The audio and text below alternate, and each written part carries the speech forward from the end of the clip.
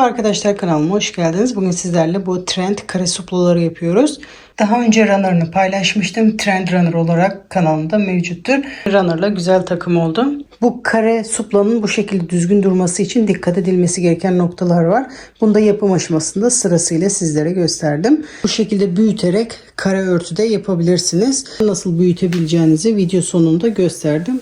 Video sonunda bu suplalardan neler yapabilirsiniz onu da bahsettim. Bu yaptığım kare örtü yaklaşık 66 santim genişliğinde oldu. Bu 66 santim genişliğindeki büyük kare örtü için yaklaşık 400 metreye yakın ip gitti. Bu yaptığım kare suplalar yaklaşık 32 santim oldu. Böyle tabağımı yerleştirince kenardan bir sıra yaprak taşıyor. Bu benim için yeterli bir ölçüydü. Bu ölçülerdeki bir supla için de yaklaşık 140 metre ip kullandım. Bu modele başlamak isteyenler için şunu da belirtmek istiyorum. Bu model ütü isteyen bir model. Buna ütülenebilir ipleri tercih etmeniz gerekiyor. İstediğiniz ipleri kullanabilirsiniz. Önemli olan ütülenebilir olması gerekiyor. Sizlerden ricam sosyal medyada paylaşım yaparken açıklama kısmında benden bahsederseniz sevinirim arkadaşlar. Yapacak kişileri doğru yere yönlendirmiş oluyoruz. Sizleri daha fazla bekletmeden ip tanıma ve yapım aşamasına geçebiliriz. Şimdi bu supla normal örneğe göre yaptığım model bu aşırı bir marullaşma oldu. Bu videoda bu marullaşmayı önlemek için farklı bir şekilde yapacağız. Bazı yerleri farklı batacağız. Sayıları değiştireceğiz. İkisi de ütülenmemiş. Bakın bu da videoda gösterdiğim, bunda marullaşma yok. Ütülenince daha iyi duruyor. Göstereceğim tarif bu. Şimdi sizlerden ricam videoyu atlamadan izleyelim ki bu potluk olmasın. Adım adım her sırada gösterdim. Elim artık alıştı bu modeli yapmaya. Bir saatte bir supla bitirebiliyorum. Sizin de elinize alıştıktan sonra rahatlıkla bitirebilirsiniz. Ben yurt dışında yaşıyorum. Yabancı marka ip kullanıyorum.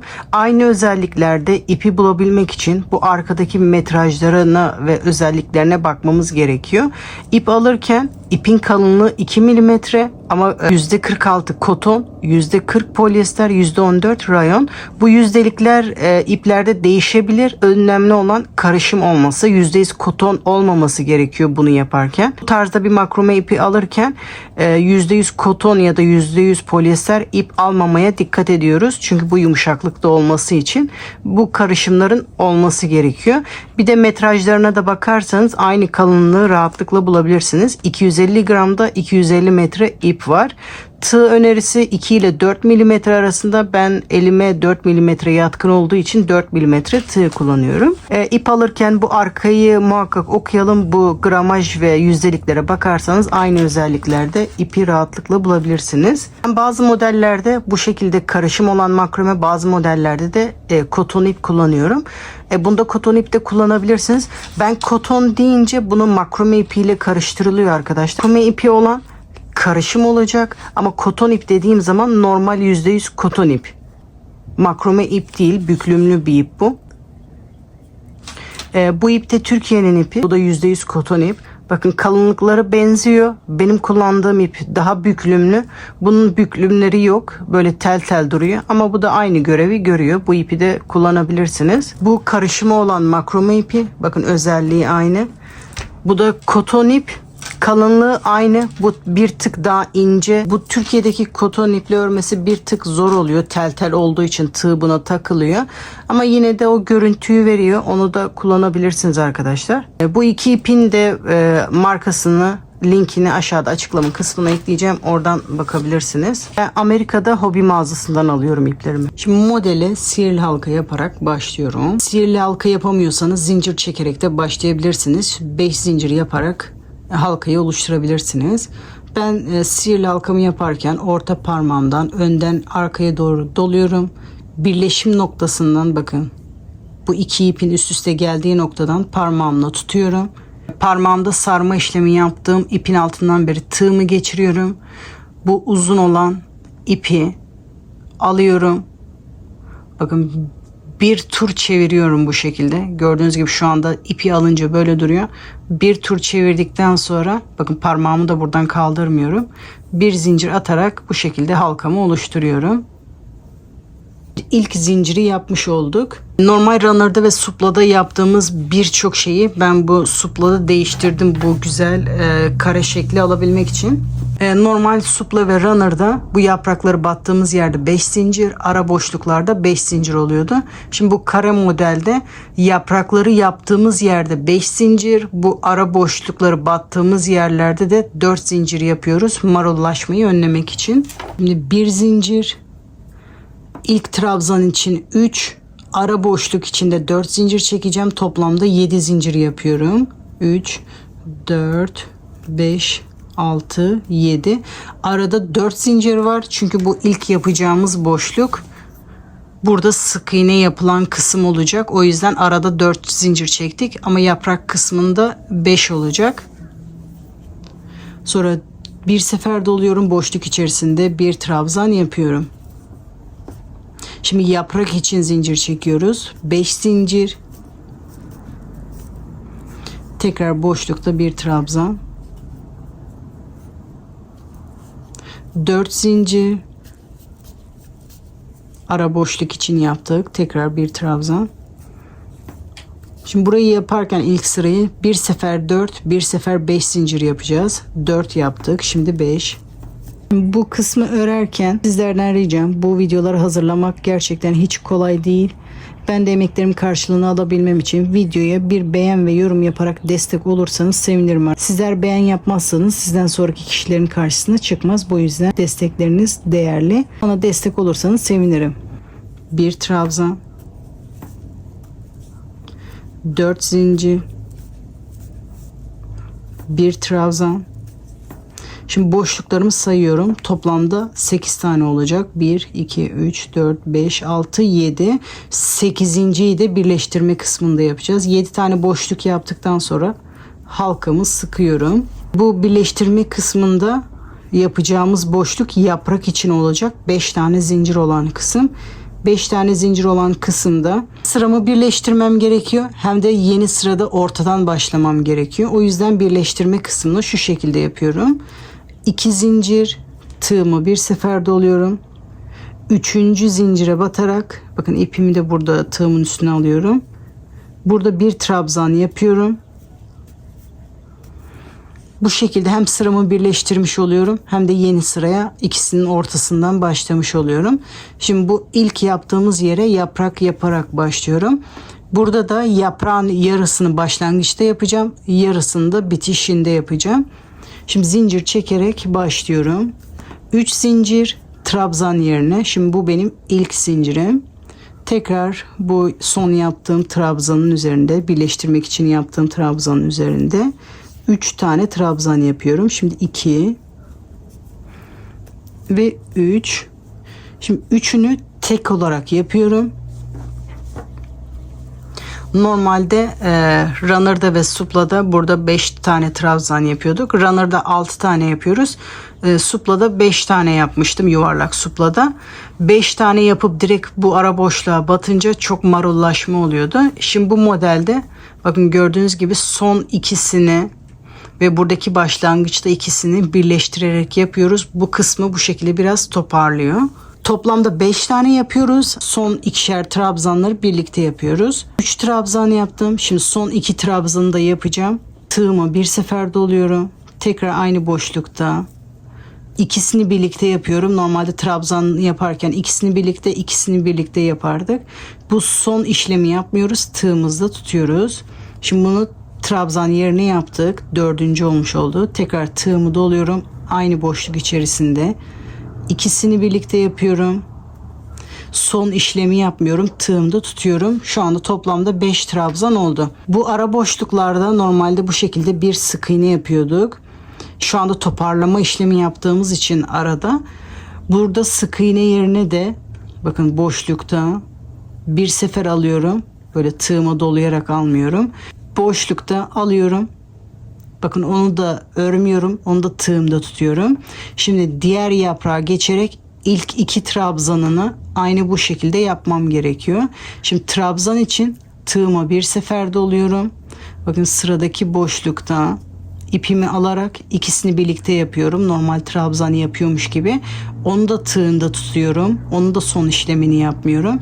Şimdi bir sefer daha trabzan için yapıyorum. Tığımı doluyorum. Tekrar aynı boşlukta ipi alıyorum. İkisini birlikte yapıyorum. Son işlemini yapmıyorum. Şimdi tığımda bakın diğer yapraktaki 2 trabzan, bu ara boşluktaki sık iğne, yeni yapraktaki 2 trabzan var. Şimdi bunların hepsini birlikte bu şekilde tamamlıyorum. Böyle tek trabzan yapmaya çalışıyorum. Bu ara boşlukları bu şekilde birleştirince marullaşmayı önlüyor. Şimdi bu yeni yaprakta 2 trabzan yapmış olduk. Toplamda 5 olması gerekiyor. 3 tane ikili trabzan yaparak sırayı tamamlıyorum. 1 2 ve 3. Şimdi ara zincir çekiyorum. 3 zincir. Şimdi tekrar aynı boşlukta yaprak yapmaya başlıyorum. 1 2. Bu modeli yaparken şu kısımlara yaprak, şu kısımlara V trabzan diyeceğim. Öyle o şekilde yapılış aşamasında daha iyi anlaşılacak. Bu kısımlar V, bu kısımlar yaprak. Şu anda biz yaprakları yapıyoruz. 2 trabzan. Şimdi 3 trabzan yaptım.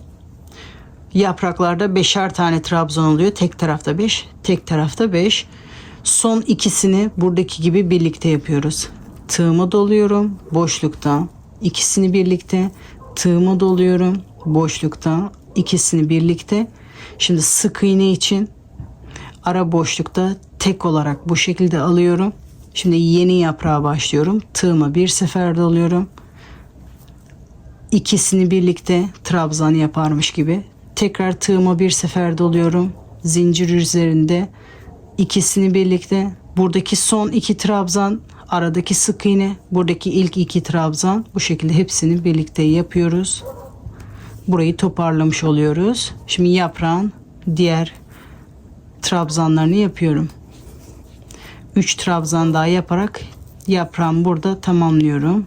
2 ve 3. Buradaki gibi ara boşluk için 3 zincir. Tekrar aynı boşlukta yaprağın diğer yarısını yapıyorum. 3 trabzan. Şimdi son ikisini buradaki gibi birlikte yapıyoruz. Tığıma bir sefer doluyorum. İkisini birlikte tığıma bir sefer doluyorum. İkisini birlikte. Şimdi ara boşlukta sık iğne için bu şekilde tek yapıyorum. Tekrar tığımı dolayarak buradaki yeni yaprağa başlıyorum. İkisini birlikte tığımı doluyorum.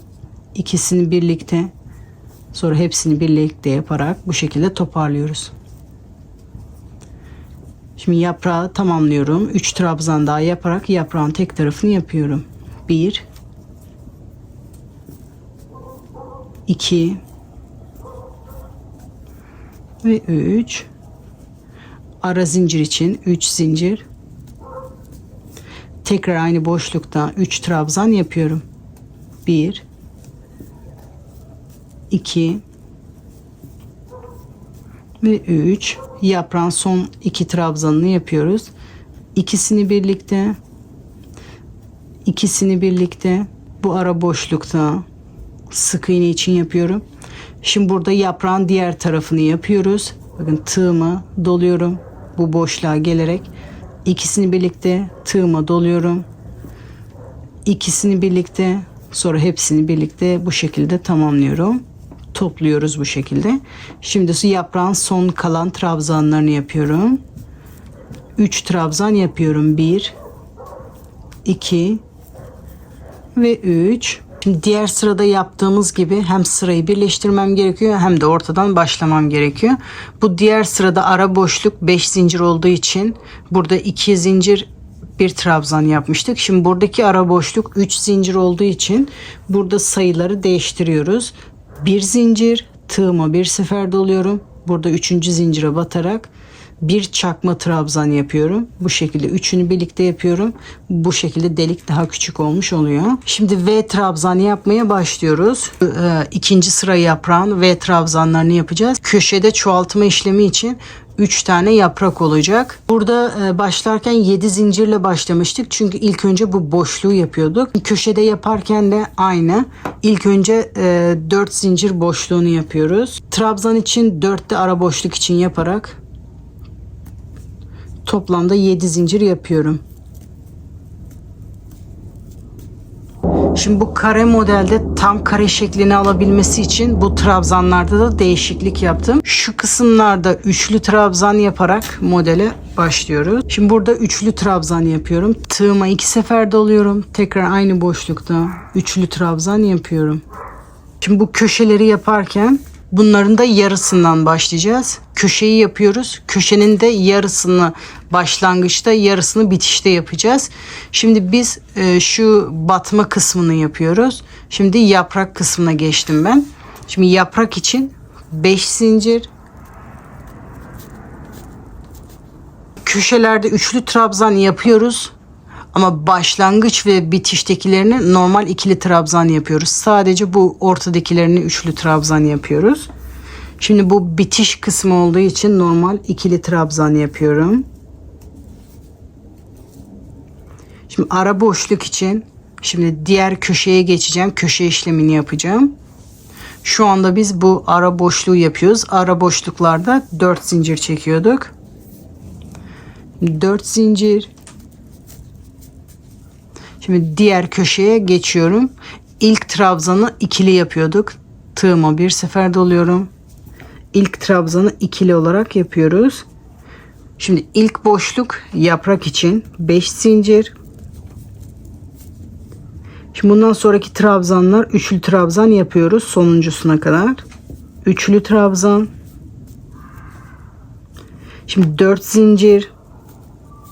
Ara boşluk için tığımı 2 sefer doluyorum. Üçlü trabzan. 5 zincir yaprak için. Üçlü trabzan. Bu köşelerde de 5 tane boşluk olacak. 4 zincir ara boşluk için üçlü trabzan. Şimdi son boşluk yaprak için 5 zincir. Bakın 1, 2, 3, 4, 5 tane olacak. 5.'yi yapıyoruz. Şimdi son trabzan buradaki gibi ikili trabzan yapıyoruz. Şimdi diğer köşeye geçeceğiz. 4 zincir.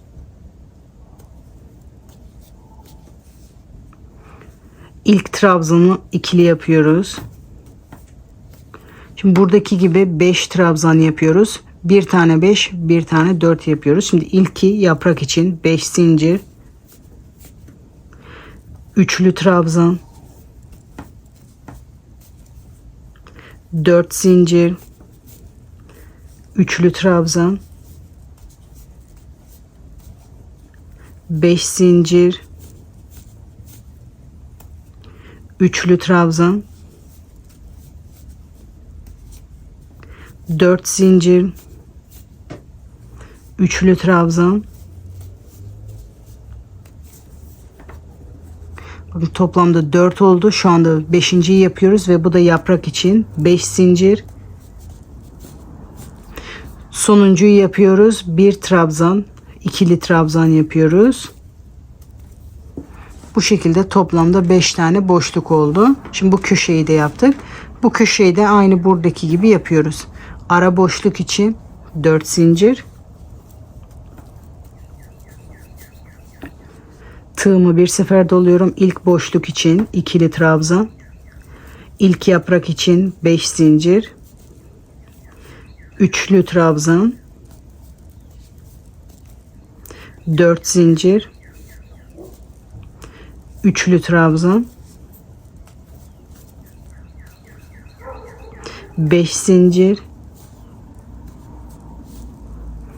Üçlü trabzan. 4 zincir. Üçlü trabzan. Şimdi toplamda 4 boşluk oldu. 5.'yi yapıyoruz. 5 zincir, bir ikili trabzan. Bu köşeyi de bu şekilde tamamlıyoruz. Şimdi bu ara boşluğu yaparak sonuncu köşeye gidiyoruz. 4 zincir, tığımı bir sefer doluyorum. İlk trabzan için bir ikili trabzan, İlk yaprak için 5 zincir, üçlü trabzan, ara boşluk için 4 zincir, bir ikili trabzan. Şimdi köşelerde 5 boşluk oluyordu. 2 boşluğu başlangıçta, 2 boşluğu bitişinde yaptık. Şimdi son 5. boşluğu birleştirirken yapacağız. Burada da birleştirme kısmını aynı bu ilk sırada yaptığımız gibi yapıyoruz. Hem sırayı birleştiriyoruz hem de ortadan başlıyoruz. 2 trabzan. Burada 3. trabzanın tepesine batarak bir ikili trabzan yaparak sıramı burada birleştiriyorum. Şimdi bu sırada bu yaprak yapmaya başlıyoruz. 3 zincir. Şimdi bu ilk trabzanımız, boşluk içerisinde 3 trabzan yapıyorum. Son ikisini birleştirerek yapıyoruz. Toplamda 3 oldu. Aynı buradaki gibi birleştirerek yapıyorum. Tığımı bir sefer doluyorum. İkisini birlikte, son ikisini birlikte çekmiyoruz. Tekrar tığımı bir sefer doluyorum. Şu anda bu bir trabzan yerine tekrar aynı boşlukta ikisini birlikte yapıyorum. Bunu da son aşamasını tığımda tutuyorum. Hepsini birlikte yapmıyorum. Şimdi bu ara boşluklara bir sık iğne yaparak yapıyorduk normal modelde. Şimdi hala diğer yaprakla birleştirmek için ara boşlukta, bakın tığıma dolayarak yapmıyorum. Trabzan olsaydı o şekilde yapacaktım. Normal sık iğne için de bu şekilde bir sefer alıyorum. Sonra sıradaki yaprağa geçerek ilk ikisini yapıyorum. Tığımı bir sefer doluyorum. Burada zincir içerisinde ikisini birlikte. Bu ilk trabzan için. Şimdi bir trabzan daha. Tığımı bir sefer doluyorum. İkisini birlikte yapıyorum. Şimdi hepsini birlikte yaparak bunu tamamlıyorum. Şimdi bu yaprak bitti. Yeni yaprağa başlamış olduk. Şimdi yaprağın devamını yapıyoruz. 3 trabzan. İkisini burada yapmıştık. 1 2 3 trabzan daha yaparak burada yaptıklarımızla 5 oluyor. Arada 3 zincir. Şimdi tekrar aynı boşlukta 3 trabzan yapıyorum.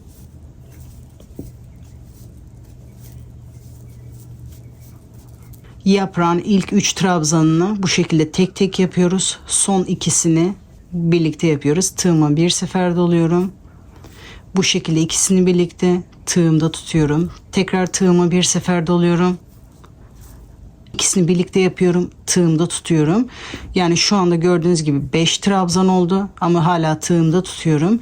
Şimdi ara boşlukta sık iğne içinde, bakın oradan ipimi alıyorum. Sık iğne içinde bu boşlukta bir sefer yaptım. Şimdi bu köşeye geçerek onun yaprağına başlıyorum. Tığımı bir sefer doluyorum. Boşlukta ikisini birlikte, tığıma bir sefer doluyorum. İkisini birlikte. Şimdi burada da yeni yaprağa başlamış olduk. Hepsini birlikte bu şekilde yaparak yaprağı tamamlıyoruz. Şimdi bu köşenin yaprağı bitti.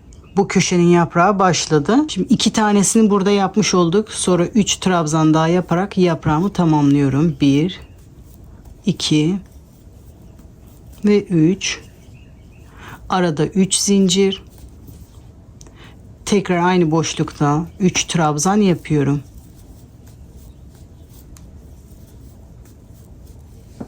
Son ikisini birlikte yapıyorum. Bunun son ikisini, bu yaprağında baştaki ikisini yapacağız.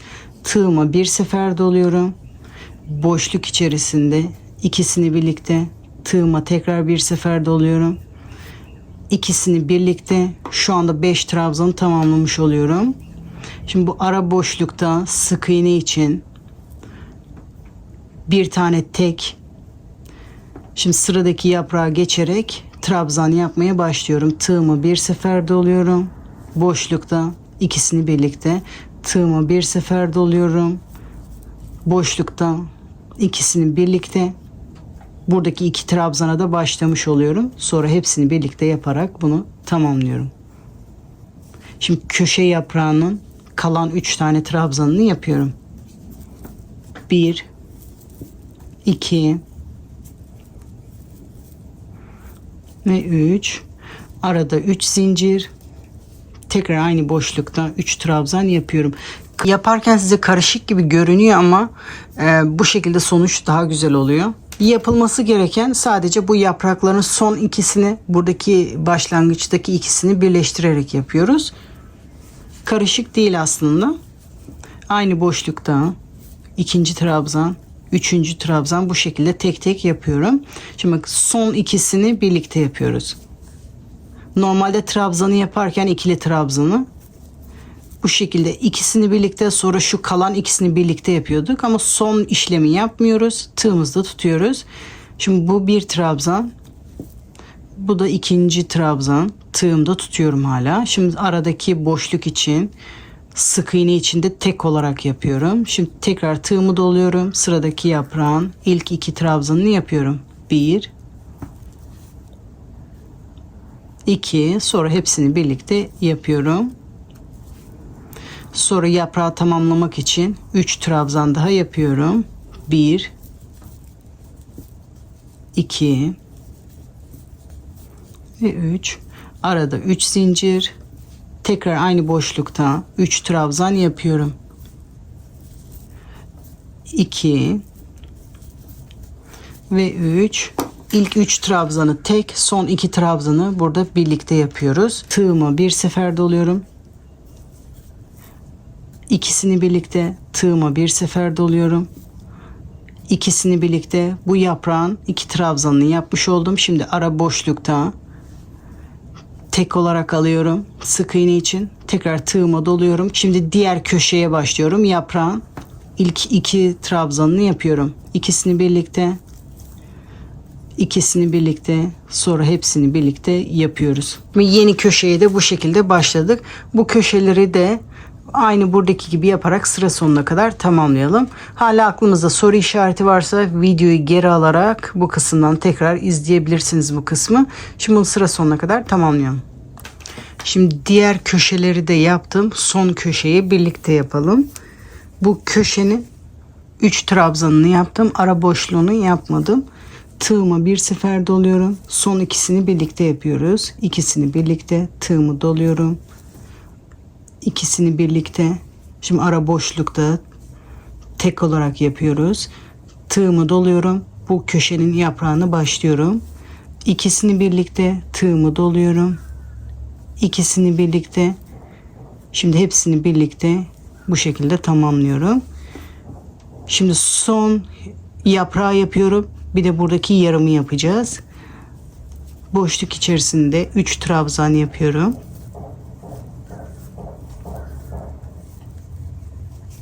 Arada 3 zincir. Tekrar aynı boşlukta 3 trabzan yapıyorum.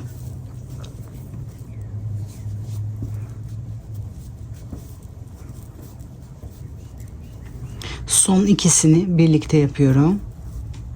İkisini birlikte, ikisini birlikte. Şimdi boşluğa batarak tek olarak yapıyorum.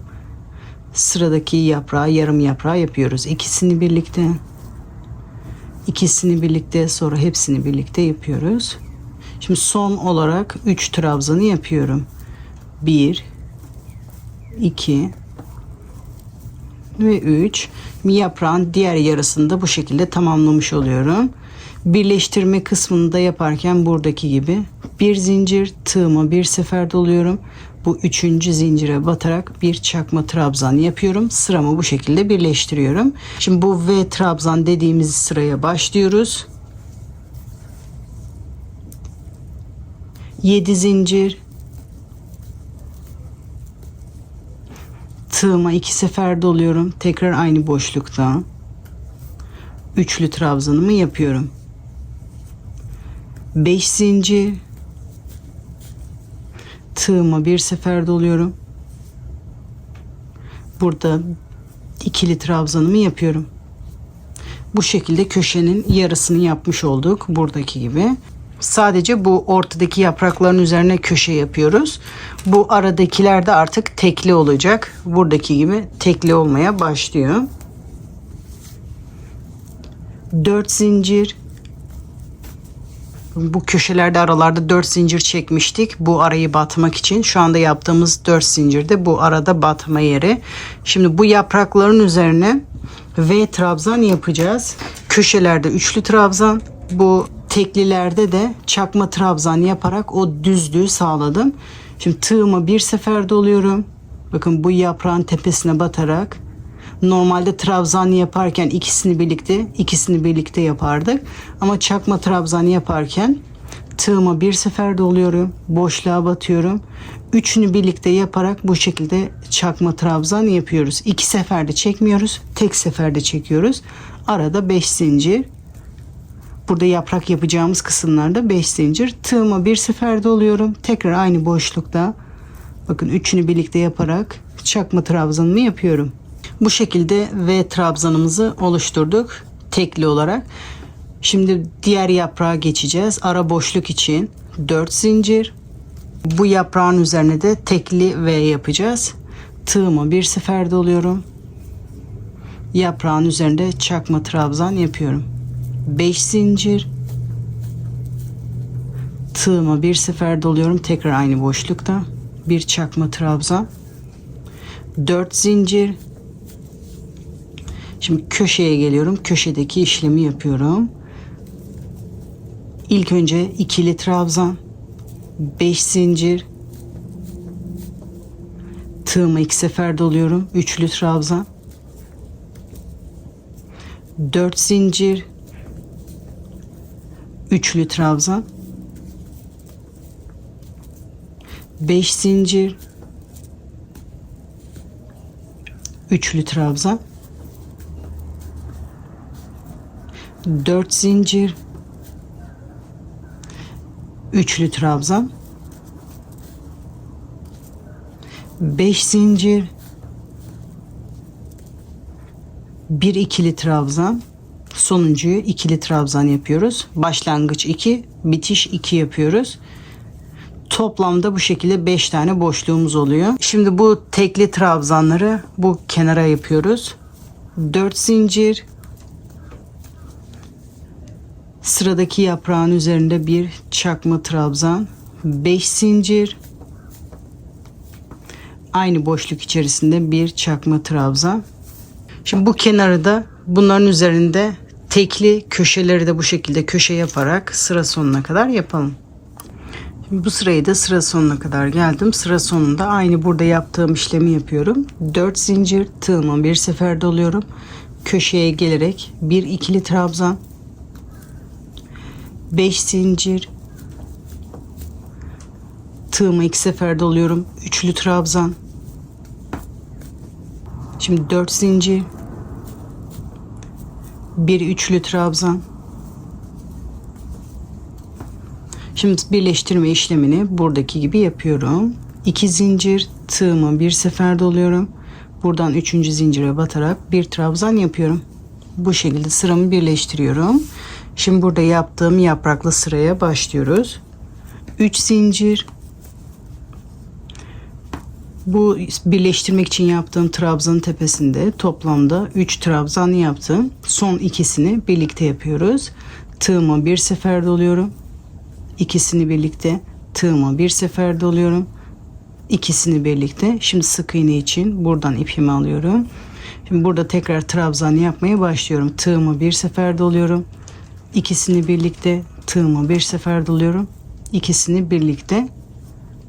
Sonra hepsini birlikte yapıyorum. Bu şekilde trabzanı tamamlıyorum. 3 trabzan daha yaparak bu yaprağın yarısını yapıyorum. Arada 3 zincir. Şimdi aynı boşluk içerisinde yaprağın diğer tarafını yapıyorum. İlk önce 3 trabzan. Şimdi son ikisini birlikte yapıyoruz. Tığıma bir sefer doluyorum. İkisini birlikte tığıma bir sefer doluyorum. İkisini birlikte. Şimdi 2 trabzan yerine bunlarını yaptım. sık iğne yerine boşlukta geliyorum. Bir sefer alıyorum. Şimdi tekrar tığıma doluyorum. Burada 2 trabzan yerine ikisini birlikte yapıyorum. İkinciyi yapıyorum. Sonra hepsini birlikte. 3 trabzan daha yaparak yaprağımı tamamlıyorum. 1 2 ve 3 zincir. Tekrar aynı boşlukta 3 trabzan yapıyorum. 2 ve 3. Bu aradakilerde tek yaprak yapıyoruz. Şimdi buraya da tek yapacağız. Ama aradaki birleştirme kısmını aynı yapıyoruz. Son 2'yi birlikte. Tığımı 2 sefer doluyorum. İkisini birlikte. Tığımı 2 sefer doluyorum. İkisini birlikte. Şimdi bu ara boşlukta sık iğne yerine bunu yapıyoruz. Şimdi tekrar tığımı doluyorum. Sıradaki yaprağa geçerek 2 trabzanı yapıyorum. Bu şekilde ikisini birlikte. Son aşamalarını bu şekilde hepsini birlikte yapıyoruz. Birleştiriyoruz. Şimdi tekrar 3 trabzan yaparak yaprağımızı tamamlıyoruz.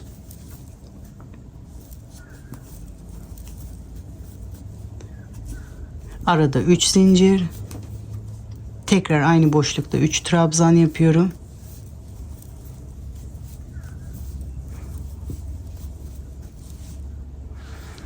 Şimdi köşe yapmaya başlayacağız. Buradaki gibi birleştirme kısmını yapıyoruz. İkisini birlikte tığıma doluyorum. İkisini birlikte. Burada sık iğne yerine boşlukta böyle tek alarak alıyorum. Tığıma doluyorum. Köşeye gelerek köşeye başlıyorum. Onları da bu şekilde ikisini birlikte yaparak hepsini birlikte yapıyorum. Birleştirme kısmını da bu şekilde tamamlıyoruz. Şimdi buradaki köşenin yaprağına başlıyoruz. 3 trabzan.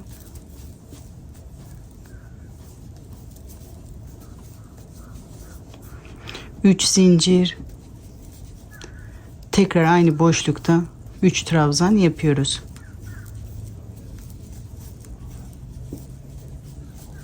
Şimdi burayı da aynı bu diğer köşeyi yaptığımız gibi yaparak bu köşeyi tamamlıyoruz.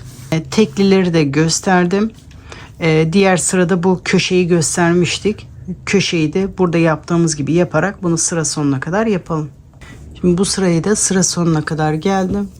Aynı burada yaptığım gibi sıramı birleştiriyorum. Bir zincir, tığıma bir sefer doluyorum. Burada 3. zincirin tepesine batarak bir çakma trabzan yapıyorum. Sıramı bu şekilde birleştiriyorum. Şimdi burada V trabzanlarda yaptığımız işlemin aynısını yapıyoruz. 7 zincir. Tığımı 2 sefer doluyorum. Tekrar aynı boşlukta üçlü trabzanımı yapıyorum. 5 zincir. Tığımı bir sefer doluyorum. Tekrar aynı boşlukta bir trabzan yapıyorum. Şimdi buradaki 2 tane boşluğu yaptık. Bu yandaki yaprakların üzerine bu V trabzanları yapıyoruz. Arada 4 zincir. Sıradaki yaprağa gelerek bir çakma trabzan yapıyorum. 5 zincir. Tığıma doluyorum. Tekrar aynı boşlukta bir çakma trabzan yapıyorum. 4 zincir. Sıradaki yaprağın tepesine gelerek V trabzan yapmaya başlıyorum. Bir çakma trabzan. 5 zincir. Tekrar aynı boşlukta bir çakma trabzan yaparak buradaki V trabzanımı da tamamlıyorum. 4 zincir. Sıradaki boşlukta V trabzan yapmaya başlıyorum. Bu arada tekli olan yapraklara bu şekilde tek V trabzan yapıyoruz. Bu köşedekine de tek V trabzan. Bu ortadakine buradaki gibi köşe yapıyoruz. Kenarları bu şekilde, bu köşeye de buradaki V trabzanlardan yaparak sıra sonuna kadar yapalım. Şimdi bu sırayı da sıra sonuna kadar geldim. Burada da 2 boşluk yaptım. Şimdi sıramı birleştiriyorum. 2 zincir, tığıma bir sefer doluyorum. Buradan 3. zincire batarak bir trabzan yapıyorum. Sıramı birleştiriyorum. Aynı burada başladığım gibi sıraya başlıyorum. 3 zincir. Bu yaptığımız trabzanın üzerinde, birleştirmek için yaptığımız trabzanın üzerinde ilk yaptığımız zincirle birlikte 3 trabzan. Son ikisini birlikte yapıyoruz. Tığıma bir sefer doluyorum. Bu şekilde ikisini birlikte tekrar tığıma doluyorum. İkisini birlikte bu şekilde tığımda tutuyorum. Sıradaki boşlukta ipi alıyorum. Onu ilmeğimde tutuyorum. Tığımı bir sefer doluyorum. Sıradaki boşlukta ikisini birlikte tekrar tığımı doluyorum. İkisini birlikte, sonra hepsini birlikte yapıyorum. Bu şekilde trabzanı tamamlıyorum. Tekrar aynı boşlukta 3 trabzan daha yapıyorum. 1 2 3. Diğer sıralarda yaptığımız işlemin aynısını yapıyoruz. 3 zincir, tekrar aynı boşlukta 3 trabzan. Şimdi son 2 taneyi birlikte yapıyoruz. Tığımı doluyorum. İkisini birlikte tığımı doluyorum. İkisini birlikte sıradaki boşlukta ipimi alıyorum. Tığıma bir sefer doluyorum. Sıradaki yaprağa başlıyorum. İkisini birlikte, ikisini birlikte, sonra hepsini birlikte yapıyoruz. Sıradaki yaprağa bu şekilde başlıyoruz. Şimdi diğer sıralarda yaptığımız işlemin aynısını yapıyoruz. Kenarlarda burada yaptığımız işlemi, köşeyi burada yaptığımız işlemi yaparak bunu da sıra sonuna kadar yapalım. Bu sırayı da sıra sonuna kadar geldim. Buna daha çok sıra eklemek istiyorsak aynı şuradaki V trabzanları yaptığımız sırayı başlayarak yeni sıraya başlayabilirsiniz. Bunu daha fazla büyütmek için şu son 2 sırayı tekrar ederek büyütmek istediğiniz büyüklüğe kadar büyütebilirsiniz. Şu anda bu benim için yeterli bir ölçü. Daha ütülenince de biraz açılacak. Dediğim gibi bunu devam ettirebilirsiniz. Son birleştirmeyi de şu şekilde yapıyorum. Artık sıra eklemeyeceğim için 3 zincir. Burada 3. zincire batarak bir iz sürme yapıyorum. Bir zincir çekerek ipimi burada kesiyorum. Sonra bu ipi arkada saklıyoruz. Şimdi ipim ütüye elverişli olduğu için ben bunu tersten ütüleyip geleceğim. Ütülenmeden önce bu şekilde duruyor. Ütü isteyen bir model. Şimdi ütüleyip masanın üzerinde size bitmiş halini göstereceğim. Bu sizin son sıranız değilse, bunu devam ettirmek istiyorsanız, bu supla sizin gözünüze küçük geldiyse bir sıra daha bu yapraklı sıradan ekleyerek büyütebilirsiniz. Bunu daha büyük bir kara örtü yapmak istiyorsanız aynı şu 2 sırayı tekrar ederek devam edebilirsiniz. Bir zincir, tığıma bir sefer doluyorum. Zincirin tepesine batarak bir çakma trabzan yapıyorum. Aynı buradaki gibi başlıyorum. 7 zincir, tığıma 2 sefer doluyorum. Üçlü trabzanımı yapıyorum. 5 zincir. Sonra boşluk içerisinde bir trabzan yapıyorum.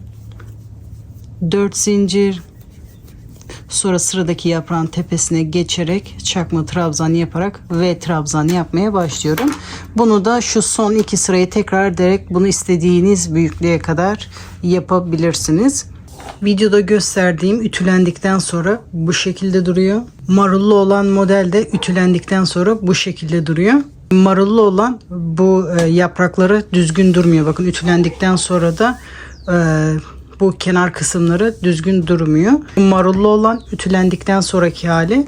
Bu da videoda gösterdiğim ütülendikten sonraki hali. Örtülerimi ütüledim. Sizler için masaya yerleştirdim.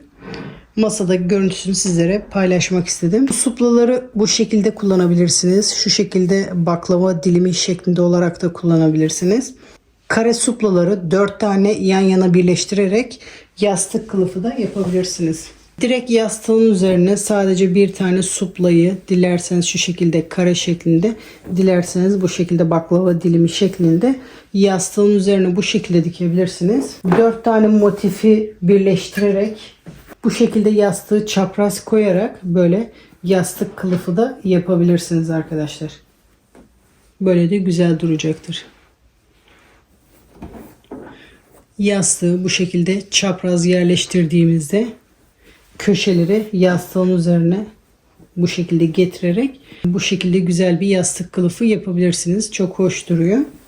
Ya da bu büyük örtüyü yastığımıza göre yaparak bu şekilde çapraz üzerine yerleştirerek, bakın bu çapraz yerleştirince bu kenar köşeye kadar geliyorsa yeterli bir ölçüdür.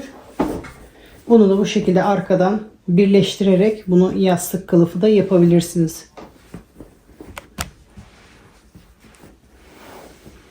Önden görüntüsü de bu şekilde olacak. Bu da hoş duracaktır. Ya da dilerseniz iki motifi yastığın genişliğinde büyüterek iki motifi birbirine dikerek de bu şekilde yastık kılıfı yapabilirsiniz. Bunu daha önce Runner'ın yarım yastık kılıfını paylaşmıştım. Ona da bakabilirsiniz arkadaşlar. Bu suplaları kare demir çemberleri takarak duvar süsü de yapabilirsiniz arkadaşlar. Sizlerin aklına başka fikirler geliyorsa onları da yorumlara yazarsınız. Bizlere fikir olur arkadaşlar. Umarım sizler için faydalı bir video olmuştur. Kanalıma hala abone değilseniz kanalıma ücretsiz abone olabilir. Zili açarak sıradaki videolardan anında haberdar olabilirsiniz arkadaşlar. Bu video sizler için faydalı olduysa yorumlar kısmına yazarak ve sizden sonra gelecek kişilerin de izlemesine vesile olabilirsiniz arkadaşlar. Yapacak arkadaşlara kolay gelsin diyorum. Sıradaki videolarda görüşmek üzere. Hoşçakalın.